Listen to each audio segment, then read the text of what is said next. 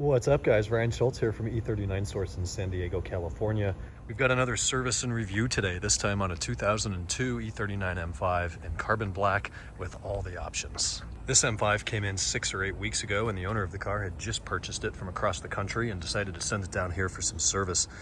So we started with our multi-point inspection, as most of these restoration and larger service jobs start with, and that gives us the opportunity to get to know this car and its unique strengths, weaknesses, its needs, and kind of prioritize a list of recommended services for the customer. These range from things that are relatively inconsequential all the way up to major drivability or safety concerns, of which we had a couple larger concerns on this car, mostly related to the suspension. We're around 173,000 miles on this car in just 21 years. So I usually start with mechanicals. Let's be a little different today. Let's start with cosmetics and address the elephant in the room. This car looks amazing out here in the sun, and that is because it just returned a few days ago from Elite Finish down in San Diego. And the last two service and reviews we did on the Titanium Silver M5 and Imola Red M3, those cars had also visited Elite Finish and gone through their paint correction, compounding, polishing, and ceramic coating process, which has totally transformed the way this car presents.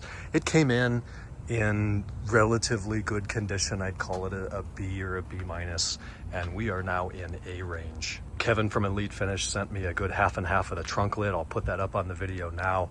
This car looked dull, hazy, somewhat yellowed, faded, scratched. You know, it was just, the paint and body let the car down, and now the paint and body is something that absolutely picks the car up. And to get a look at this carbon black paint out here in the sun without 6 million swirl scratches on it that look like spider webs all over the place, it's really, really a beautiful thing to see now.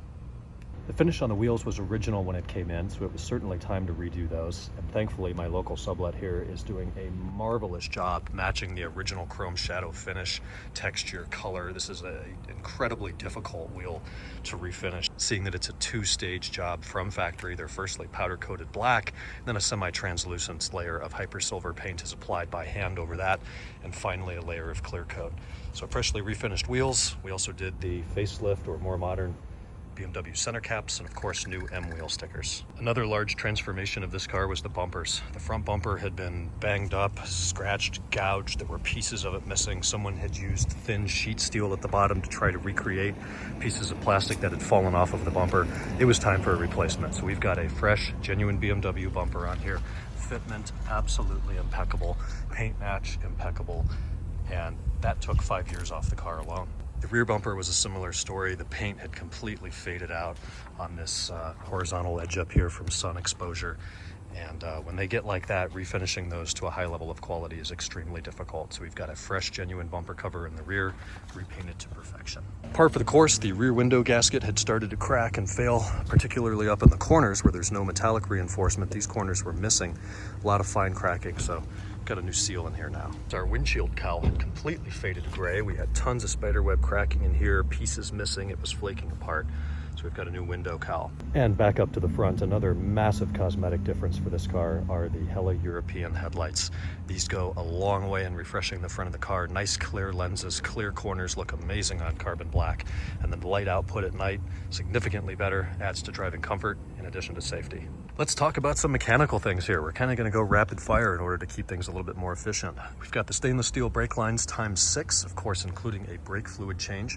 Front curved arms in addition to front straight arms and the front suspension. We've got new front stabilizer links, new rear struts, rear upper control arms ×4, and we do use the Z8 guide link that's got a pressed in ball joint on the inner end as opposed to a bushing. We removed the exhaust, drive shaft, and differential, resealed the differential and changed the differential fluid, did the differential bushings, factory rubber ones in the rear, and a solid aluminum unicorn egg up in the front. With the drive shaft out, we went ahead and replaced the flex disc, center support bearing, and CV joint. With the exhaust off, we replaced the center exhaust mount bushings. Moving on to the engine and under hood area, we performed an oil change and replaced the oil level temperature sensor at that time. We had fault codes stored in the computers for that. Both of the oil scavenge pumps, they have 3 or 4 seals as they go into the oil pan, and those were leaking, so we've got new seals on all those. The intake manifold upper and lower plenums were removed. Valve cover gasket on bank 2. Whoever did that before failed to correctly seat the half moons at the back of the cylinder head, so those have been done. Vanos adjustment unit was leaking on this side too, so we've got fresh seals for the Vanos adjustment unit in addition to the Vanos solenoid seals. We installed fresh cabin filters, power steering reservoir bushings, and a new hood sensor. With most any E39 these days, it was time to do the fan clutch and blades. Both of those were original parts, very dry, brittle fan blades and a sticking fan clutch. This M5 had the original shifter when it came in with a ton of play and slop in the shifter carrier bushings. So with the drive shaft and exhaust off, we went ahead and pulled out the shifter carrier, replaced all the bushings and hardware there, and installed the E60's 545i short shift lever. Two services here at the trunk. One, par for the course. Our trunk struts were totally shot, so now we've got fresh ones on there that spring the trunk lid open nice and tight. And then we had some electrical issues where right before the trunk would shut, our license plate lights were coming on and occasionally flickering. So we pulled out this boot here and found a ton of prior repairs here for the wires inside this grommet, and all of that was done quite poorly. So we disassembled everything and made some high quality wiring repairs there that has restored proper functionality of the electronics in the trunk lid.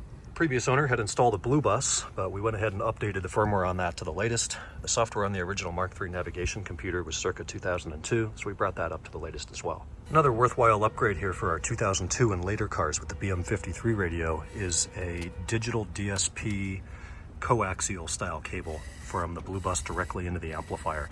These cars, the O2 Pluses that is, came with the 6-pin analog DSP, but you're going to get much better sound quality with less interference from your digital cable. So that's been retrofit. Back to the interior, we'll get a better look. I actually really like this spec. The carbon black on Silverstone Sport. Most of these had the black M1SW luxury interior, which is fine as well. But the Silverstone adds a bit of contrast, a little bit more color or interest inside the car. We're not a lot of interior services done. The interior on this car was really beautiful when it came in. Both seats, of course, had the seat twist in the bottom rest and backrest cushions, so both seats came out. All 4 cables on each seat were completely repaired to restore functionality. While the seats were out, we went ahead and replaced these side trims as well. Generally, they break right back here at the hinge, and then they rattle and creak and just sound terrible. So those have been replaced and look nice and fresh. Another thing that's plaguing a lot of E39s these days are really dirty seat belts. So we took these, pull them all the way out like this, and we put a clamp at the top, thoroughly clean them, and then use a non-sticky, non-shiny silicone lubricant that makes them retract back up into the B-pillar as they should. It's one of those quality of life things. It doesn't add a whole lot of function, but it's a lot more comfortable. Unfortunately, what you'll see when people go too long without doing that repair or service is the belt gets closed in the door all the time, chews up the stickers here, it can dent the B-pillar. This one's taken some chunks out of the sill and actually broken that clip as well. So it's one of those preventative things you just want to do and get it over with. We'll get a look in the back here and we'll see the only option that this car is missing is the rear airbags. The door panels are actually different. There's a bit of a seam or a stitch line here, and then of course the airbag logo. So we don't have that. But we've got the rear sunshades, we've got park distance control, and one of my favorite options here are the folding rear seats. And then being an M5, of course, we already had DSP, xenon lights, auto rain sensing wipers, high OBC, things like that. Here in the 11th hour, we've got a few quick last minute items that went on here just before the car's picked up. Customer went ahead and approved a fresh trunk roundel, M-color sticker on the trunk badge. The hood roundel, as someone has probably already commented, was quite faded. So we've got a fresh badge up here. And the biggest difference, biggest impact to owning and driving this car will be this shifter. Look at that.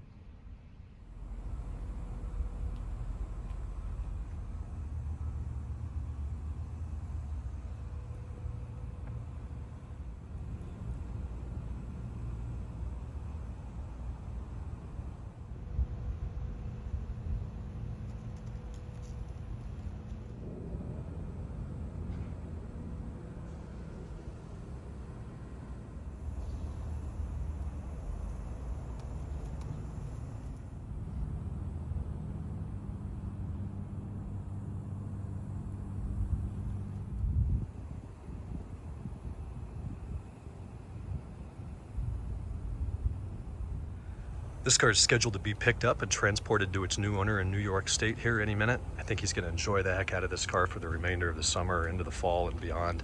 Like I said, it came in a nice car, but it's really been restored and revitalized and should now be ready for the next decade or so of fun. As always, thank you so much for watching this E39 Source video. If your BMW could benefit from a spa day, feel free to reach out, Ryan at e39source.com. I'd love the opportunity to work with you and put you on our schedule. Talk to you guys in the next video. Take care.